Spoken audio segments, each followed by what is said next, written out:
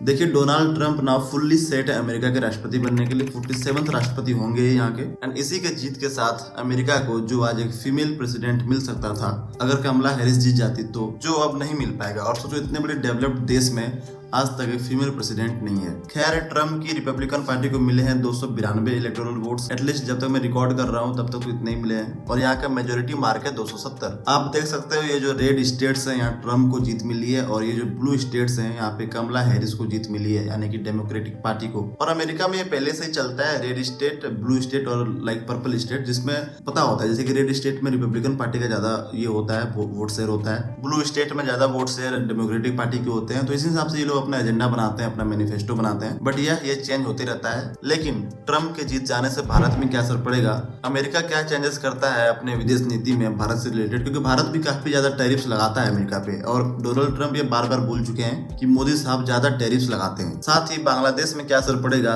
क्या हमें फिर से शेख हसीना पीएम बनते दिख सकती है। वैसे अभी वहां पे जो इंटरिम सरकार चला रहे हैं वो मोहम्मद यूनुस चला रहे हैं, और ऐसा माना जाता है जियोपॉलिटिकली कि जो बांग्लादेश में तख्ता पलट हुई है उसके पीछे कहीं ना कहीं अमेरिका का हाथ है। बट अभी जो डोनाल्ड ट्रम्प आए वो क्या अपनी नीति को चेंज करते हैं, वो क्या करते हैं, ये भी एक देखने की बात होगी। तो क्या मोहम्मद यूनुस को साइडलाइन किया जा सकता है, क्योंकि शेख हसीना ने अभी तक रिजाइन नहीं दिया है। और इसी को लेकर बांग्लादेश में कुछ दिन पहले प्रोटेस्ट भी हुए थे, जब ये पता चला कि शेख हसीना के रिजाइनेशन लेटर नहीं है, क्योंकि उन्होंने रिजाइन ही नहीं दिया है। वो अभी भी वहाँ की पीएम है, भले वो इंडिया में भी यहाँ पे रिसाइड कर रही हैं। तो इन सारी चीजों के बारे में डिस्कस करेंगे इस वीडियो में। देखिए, भारत के लिए ट्रम्प की विदेश नीति ज्यादा अच्छी समझी जाती है एज कम्पेयर टू जो बाइडन। और आप यहाँ समझ सकते हैं, अंदाजा लगा सकते हैं इस दो पिक्चर को देख के। एक तरफ मोदी जी कॉन्ग्रेचुलेट कर रहे हैं ट्रम्प को, उसमें वो ट्रम्प को माई फ्रेंड बोलते हैं। एंड एक तरफ ये 2020 का ट्वीट है जब मोदी जी ने बाइडन साहब को कॉन्ग्रेचुलेट किया था। आप देख सकते हैं लैंग्वेज में कहीं ना कहीं फर्क आपको दिख जाएगा यहाँ पे। नाउ जैसा कि आपको पता है, बांग्लादेश में तख्ता पलट हो चुका है एंड इंटरिम गवर्नमेंट चला रहे हैं मोहम्मद यूनुस। एंड आए दिन हिंदुओं पे, जो बांग्लादेश में माइनॉरिटीज हैं एंड अदर माइनॉरिटीज पे,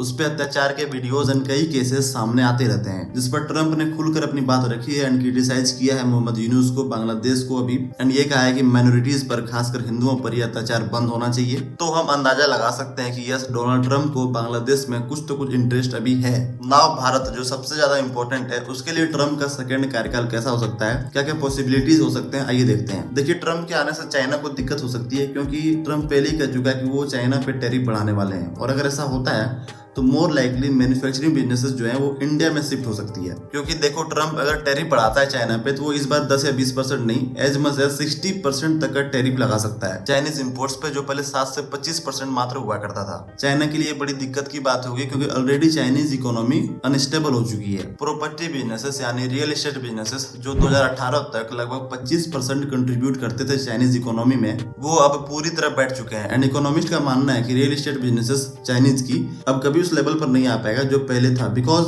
हाउसिंग की डिमांड तो छोड़ो, ये ओवर सप्लाई हो चुकी है। तो यस, मैन्युफैक्चरिंग सेक्टर में इंडिया को बेनिफिट हो सकता है। But things are never like pinky promise की जो बोल दिया हो गया, इतना प्लेन से कुछ नहीं होता है, इतना भी सिंपल नहीं होता है। ये टाइटल पढ़ो, India very big abuser of trade ties with US, और ये डोनाल्ड ट्रंप ने बोला है लगभग 1 महीने पहले। Now as I said, India काफी हैवी टैरिफ्स लगाता है यूएस इंपोर्ट्स पे। और इसी साल के सितंबर में अमेरिका में क्वाड का 6ठा समिट हुआ था, जहां मोदी जी वगैरह गए थे। तो उसी समय के आसपास ट्रंप ने भी कहा था कि अगर उसकी सरकार बनती है तो जो कंट्री जितना टैरिफ लगाती है अमेरिका भी उतना ही लगाएगा। एंड ये भी कयास लगाए जा रहे हैं कि ट्रंप इंडियन आईटी एक्सपोर्ट्स में ज्यादा टैरिफ लगा सकता है। और सिर्फ आईटी सर्विसेज पे नहीं, बल्कि America automobiles, textiles, pharmaceuticals and wines पर भी टैरिफ बढ़ा सकता है। देखिए, आसान भाषा में समझाते हैं, इंडिया का आईटी सेक्टर लगभग क्या पूरी तरह से डिपेंडेंट है अमेरिका पे, क्योंकि 80% of Indian IT exports revenue comes from US. और आप इसका अंदाजा इस बात से लगा सकते हैं कि कल इंडियन आईटी सेक्टर 4% अप था। तो ऐसे में अगर अमेरिका टैरिफ बढ़ाता है तो अमेरिकन कंपनीज के लिए इंडियन सर्विसेज ज्यादा महंगे हो जाएंगे, जिसे वो अवॉइड करेंगे। और इससे होगा क्या, तो इंडियन आईटी रेवेन्यू में एक सिग्निफिकेंट लॉस देखने को मिलेगा। ना क्वाड की बात हो रही है तो ये भी बता दें कि क्वाड का अगला समिट 2025 में भारत में ही होने वाला है, जहां ट्रंप भी विजिट करेंगे अगेन इंडिया। और ये ट्रंप के सेकंड टर्म का सबसे पहला विजिट इंडिया होगा। एक्चुअली ये क्वाड समिट जो अमेरिका में हुआ अभी, वो इंडिया में ही होने वाला था, बट फॉर सम रीजन ये हुआ नहीं, तो इसे होस्ट किया गया न्यूयॉर्क में। बट अगला जो होने वाला है 2025 में, वो इंडिया में होगा। नाउ जियोपॉलिटिकली बात करें तो ट्रंप इस बार इस एजेंडा के साथ उतरे हैं कि I will and all the Wars. और ये बात सही भी है, क्योंकि आप देख सकते हैं मिडिल ईस्ट में जंग छिड़ी है, चाहे वो इजराइल, हमास, ईरान इस सब के बीच हो जो लगभग 1 साल से चल रहा है, या फिर वो रसिया यूक्रेन वॉर हो जिसको 3 साल हो चुके हैं, या कभी कभी चाइना एंड ताइवान के बीच भी कुछ हीटअप हो जाता है, और इन सब के बीच अमेरिका मलाई खाता है, सबको वेपन्स देता है एंड खुद मजे लेता है। तो अमेरिका चाहे तो ये वॉर एक दिन में खत्म हो सकती है या फिर सदियों तक चलती रहेगी। But now Trump is coming as a peace maker like India, and Trump ज्यादा इंटरेस्टेड है रसिया यूक्रेन वॉर को खत्म करने में, और इन्होंने कहा है कि ये चाहे तो एक दिन में इस वॉर को एंड कर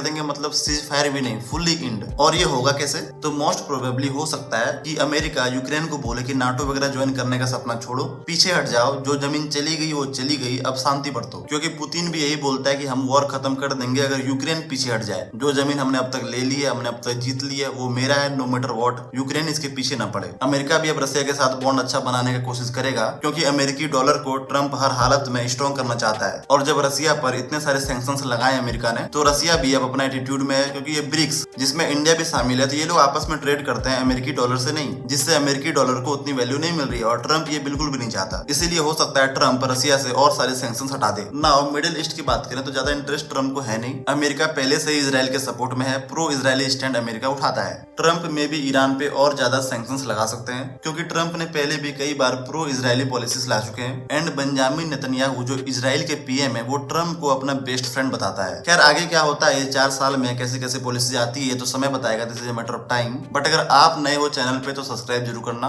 और लाइक भी करना, जिससे हमें एक पुश मिलता है।